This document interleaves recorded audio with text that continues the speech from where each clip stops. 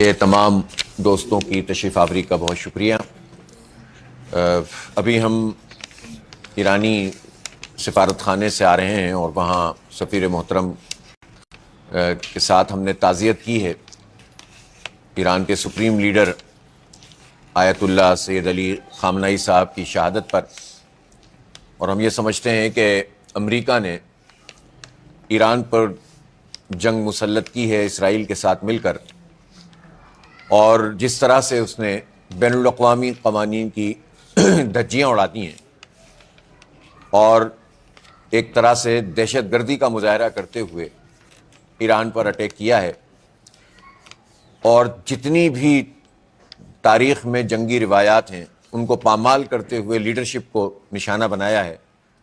یہ تاریخ کا ایک سیاہ باب ہے،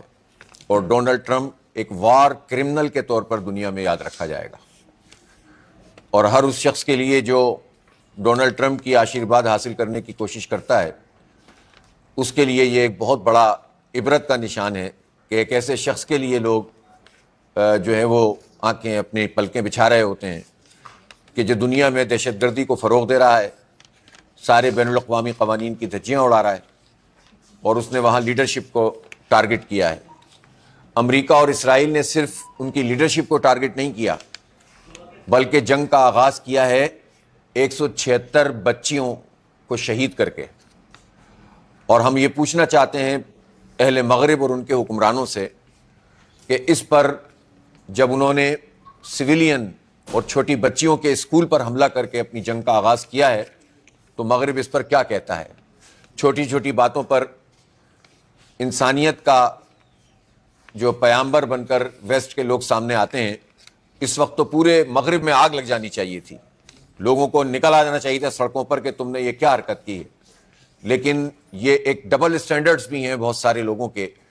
جس کی بنیاد پر یہ جھوٹ کا نظام چلتا ہے۔ البتہ یہ ضرور ہے کہ پوری دنیا میں جتنے لوگ بھی اب امریکہ کو جان گئے ہیں اور پہچان گئے ہیں اور ان امریکہ کے اتحادیوں کی تمام ہتھ کنڈوں کو سمجھ گئے ہیں، وہ اب امریکہ کے خلاف نکلتے ہیں، اور خود امریکہ میں بھی احتجاج ہوا ہے۔ جو ایران پر حملہ ہے، در حقیقت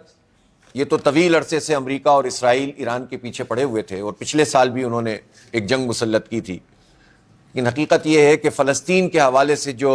واضح اور غیر مبہم پوزیشن ہے ایران کی، یہ اس کی سزا ایران کو دی جا رہی ہے۔ ہم نے دیکھا کہ اسرائیل نے فلسطین میں 80-90 ہزار لوگوں کو قتل کیا، اور یہ جینوسائیڈ تھا، اس لیے کہ جنگی میدان میں تو اسرائیل آج کی تاریخ میں بھی مقابلہ نہیں کر پاتا کسی کا، تو پھر اس کا بدلہ یہ اس طرح سے لیتے ہیں کہ یہ سویلین آبادی کو ٹارگٹ کرتے ہیں، یہ بچوں کو ٹارگٹ کرتے ہیں، اور یہ بلڈنگز کو تباہ کرتے ہیں۔ اور اس طرح انہوں نے غزہ کو اس طرح سے تباہ کیا کہ 95% سے زیادہ وہ پورا جو ہے وہ بارود کا ڈھیر اور بلکہ ڈبریز میں اور ملبے میں تبدیل ہو گیا۔ اور اس پر بھی بس نہیں ہو رہی ہے، وہ ویسٹ بینک میں وہاں کے مقامی فلسطینی ہیں، ان کے گھروں کو برباد کر رہے ہیں اور قبضہ کرتے چلے جا رہے ہیں۔ اور یہ جو غزہ میں بورڈ آف پیس بنایا ڈونلڈ ٹرمپ نے، یہ بھی در حقیقت اس نے ایک ذاتی اور ایک ملک کی طاقت کو پوری دنیا پر مسلط کرنے کی کوشش کی ہے۔ اور یہ کیسا بورڈ آف پیس ہے کہ جس میں وہ کسی کو جواب دہی نہیں ہے، اور جو امریکہ ہے یعنی ڈونلڈ ٹرمپ ہے، وہ یہ کہتا ہے کہ جناب میں جس کو چاہوں گا اس میں رکھوں گا اور میں جس کو چاہوں گا اس سے نکال دوں گا۔ اور لوگوں نے جب اس سے پوچھا کہ تمہاری صدارتی مدت ختم ہو گئی تو پھر کیا کرو گے، تو اس کے پاس اس کا کوئی جواب نہیں تھا۔ وہ کہتا ہے یہ پھر بھی جاری رہے گا۔ اقوام متحدہ کے پیرلل ایک ادارہ اس نے بنانے کی کوشش کی ہے، اور ایران پر بھی جو جنگ مسلط کی ہے اس کے بعد اس نے اسی طرح کے بیانات دیے کہ میں جب چاہوں اور جس کو چاہوں ہٹ کروں، جس ملک پر چاہوں قبضہ کروں، اور جس سربراہ مملکت کو چاہوں ہٹ کروں۔ اس سے پتہ چلتا ہے کہ دنیا میں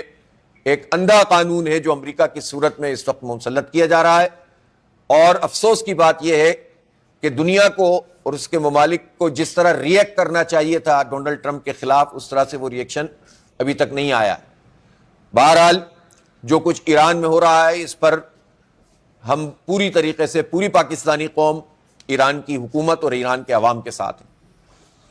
آپ یہ دیکھیں کہ ایک طرف اس نے خامنہئی صاحب کو ہٹ کیا، ان کی لیڈرشپ کو ہٹ کیا، اور دوسری طرف یہ بیان جاری کیا کہ عوام باہر نکل آئیں اور رجیم چینج کر دیں، اور منہ کی کھانی پڑی ہے امریکہ کو ایک مرتبہ پھر، اس لیے کہ پچھلی مرتبہ بھی انہوں نے یہ بات کہی تھی کہ عوام باہر آئیں اور رجیم چینج کر دیں، وہ اپنے اہداف پورے نہیں کر سکے، اور اس مرتبہ بھی انہوں نے یہی کام کیا اور اہداف اپنے پورے نہیں کر سکے۔ اور جتنی اب یہ جنگ پرولونگ ہو رہی ہے،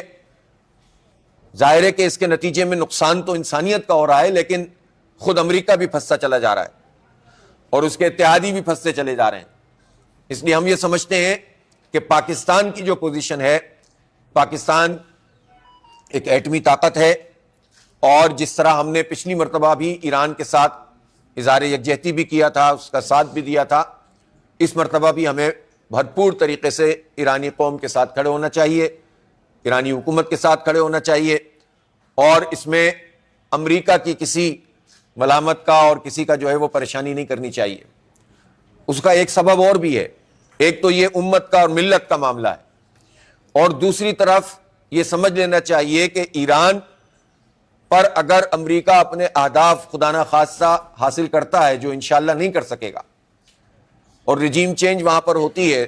تو اسرائیل اور امریکہ کی پپٹ حکومت آئے گی۔ تو اسرائیل کا جو ہدف ہے وہ صرف ایران نہیں ہے، وہ پاکستان اور اس کا ایٹمی پروگرام بھی ہے۔ یہ بات صحیح ہے کہ پاکستان کی طرف سے یہ بات بہت واضح طور پر آئی ہے کہ کوئی پاکستان کی طرف میلی آنکھ سے نہ دیکھے، لیکن بات صرف اتنی سی نہیں ہے۔ اس لیے راستہ ہی یہ ہے کہ ہم ایران میں ہی ان کا راستہ روکیں اور ان کو شکست سے دوچار کریں، اور اس میں کسی ابہام کا شکار نہ ہو۔ اس لیے کہ اگر یہ رجیم چینج ہوتی ہے تو ایران کا جو بارڈر جو پاکستان سے ملتا ہے، در حقیقت اسرائیل کی تو سرحد عملاً وہاں تک آ جائے گی، اور پھر ابھی اتنی انفلٹریشن یہ کرتے ہیں، اتنے ان کے موساد کے ایجنٹ، بلیک واٹر اور CIA کے ایجنٹ، اور جن ملکوں پر ہاتھ رکھتا ہے امریکہ، ان کے ایجنٹ ہمارے ہاں گھسے ہوئے ہوتے ہیں، اور ہمارے ہاں دہشت گردی اور بدامنی اور بدترین صورتحال پیدا کرتے ہیں۔ تو جب وہ بارڈر تک پہنچ جائے گا تو پھر کیا ہوگا؟